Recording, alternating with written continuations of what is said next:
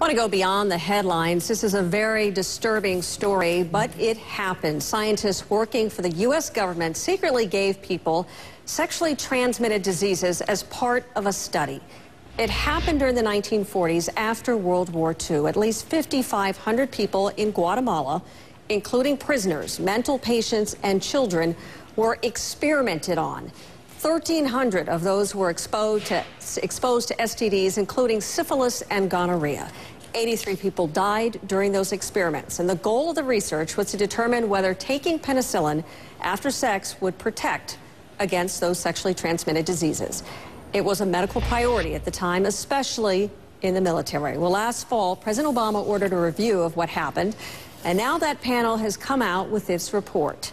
Joining us is the head of that panel, the Presidential Commission for the Study of Bioethical Issues. Amy Gutman is also the president of the University of Pennsylvania.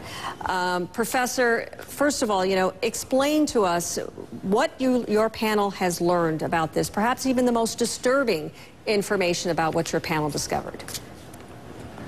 A group of medical researchers, doctors and scientists working for the American government between 1946 and 1948 treated their fellow human beings in a way that can only be characterized as egregious and shocking.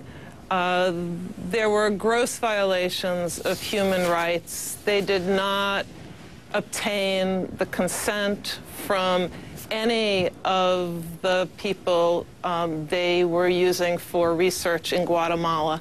And those people included some of the most vulnerable populations in Guatemala: mental patients, soldiers, children. How did they infect them?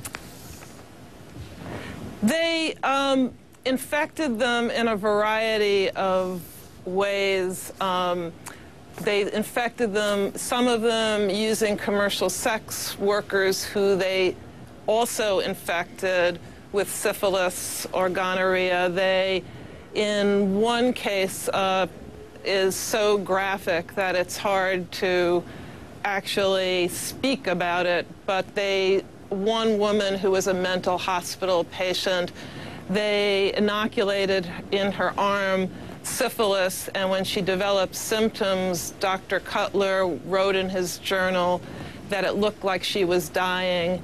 And then they injected gonorrheal pus in both her eyes, in her urethra, in her rectum, and she did die shortly thereafter. This happened over a many-month period, Professor, and they never treated. They never treated her.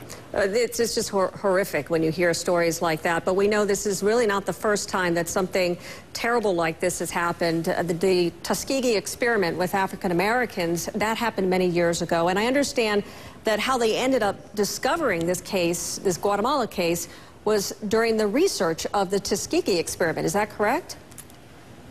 Yes. Susan Reverby, who was doing research on Tuskegee, discovered some documents. The Presidential Commission has subsequently combed through over 125,000 pages of documents and discovered that some of the same researchers who were involved in Tuskegee, which was not an inoculation study. What happened in Tuskegee was a group of African-American men were known to have syphilis, and they were not treated. In this case, this group of researchers actually actively inoculated people and did not obtain their consent. And earlier, in an experiment in Terre Haute, Indiana, they took pains. They knew that they did have to ethically and legally obtain